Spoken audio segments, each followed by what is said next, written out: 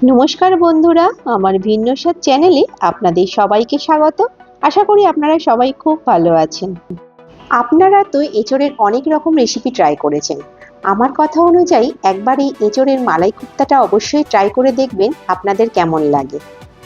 আজকে আমি তাই আপনাদের সাথে এঁচোড়ের মালাই কোফতা রেসিপিটি শেয়ার করতে এসেছি। এটি সম্পূর্ণ একটি নিরামিষ রেসিপি। এটি করতে কি কি লাগছে একবার দেখে নিই। এর জন্য আমি নিয়েছি 500 গ্রাম এঁচোড় এবং একটা মিডিয়াম সাইজের আলু। এই এঁচোড় আর আলু আমি আগে থেকে কেটে ধুয়ে পরিষ্কার করে রেখেছি। এবার এগুলোকে আমি একটি প্রেসার কুকারের মধ্যে নিয়ে নেব।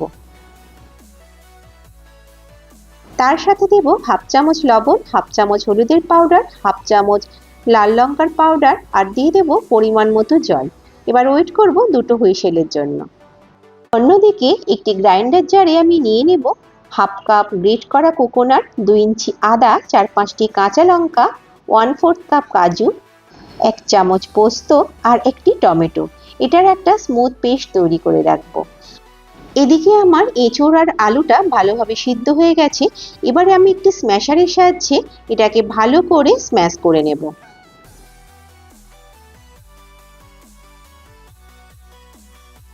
এঁচোড় আর আলুটা ভালো মতো স্ম্যাশ করা হলে এর মধ্যে দিয়ে দেব 1 চামচ ধনিয়া পাউডার, হাফ চামচ জিরা পাউডার, 1 চামচ ভাজা মশলা, হাফ চামচ লবণ, 1 চামচ চিনি আর 3 থেকে 4 চামচ চালের গুঁড়ো। চালের গুঁড়োটা আমি এখানে বাইন্ডিং এর জন্য ইউজ করেছি।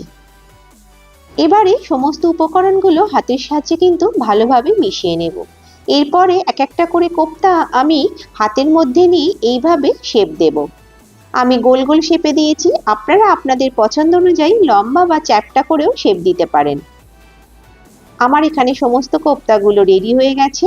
এবার আমি কড়াইয়ের মধ্যে 2 চামচ তেল আর 1 চামচ ঘি অ্যাড করব। ঘিটা একটু গলে গেলে এর মধ্যে কোফতাগুলো এক এক করে ভাজতে দেব। গ্যাসের ফ্লেমটা কিন্তু অবশ্যই লোতে রেখে কোফতাগুলো ভাজতে হবে।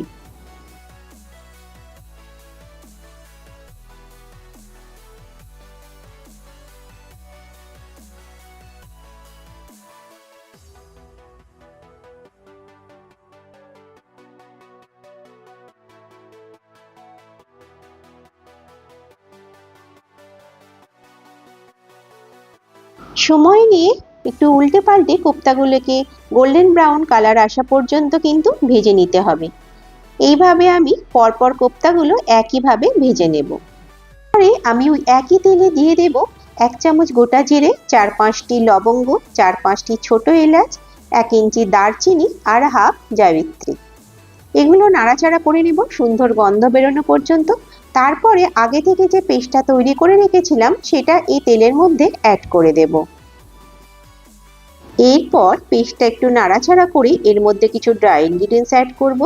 দিয়ে দেব 1 চামচ লবণ, 1.5 চামচ চিনি, 1 চামচ কাশ্মীরি লঙ্কার গুঁড়ো আর দিয়ে দেব হাফ চামচ হলুদ পাউডার, হাফ চামচ জিরা পাউডার, হাফ চামচ ধনিয়া পাউডার। এবারে সমস্ত উপকরণগুলো ভালোভাবে কিন্তু কষিয়ে নিতে হবে গ্যাসের ফ্লেমটা মিডিয়ামে রেখে।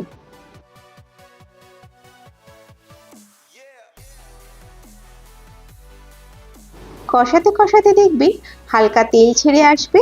তারপর এর মধ্যে দিয়ে দেব 2 কাপের মতো জল।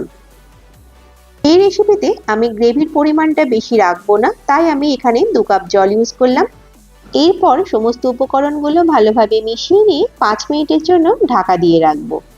যতক্ষণে গ্রেভিটি হতে থাকবে তার মধ্যে আমি আরেকটি উপাদান তৈরি করে নেব। এখানে আমি নিয়েছি 1/4 কাপ ফ্রেশ ক্রিম আর তার সাথে হাফ কাপ দুধ মিক্স করে নেব ভালোভাবে। ক্রিমটা দুধের মধ্যে ভালোভাবে মিক্স করে নিতে হবে যেন এর মধ্যে কোনো দলা না থাকে। 5 মিনিট পর ঢাকা খুলে আবারও ভালো করে নাড়াচাড়া করে নেব।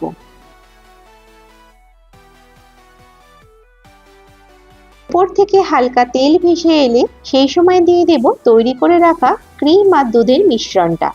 তারপরে আবারও 5 মিনিটের জন্য কিন্তু ঢাকা দিয়ে দেব।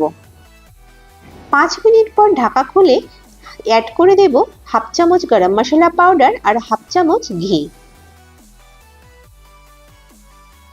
এখানে এখানে গ্রেভিটা কিন্তু আমার অলমোস্ট রেডি হয়ে গেছে। এবারে এর মধ্যে অ্যাড করে দেব ভেজে রাখা কোপ্তাগুলো। কোপ্তাগুলো আস্তে আস্তে আমি গ্রেভির উপরে অ্যাড করে দেব। এই সময় গ্যাসের ফ্লেমটা একদম লোতে রাখবো আর আস্তে আস্তে গ্রেভির সঙ্গে মিশিয়ে দেব। ঠিক 1 থেকে 1.5 মিনিট কোপ্তাগুলো একটু কুক হতে দেব। বেশি নাড়াচাড়া করা যাবে না, তাহলে কিন্তু কোপ্তাগুলো ভেঙে যাওয়ার চান্স থাকবে।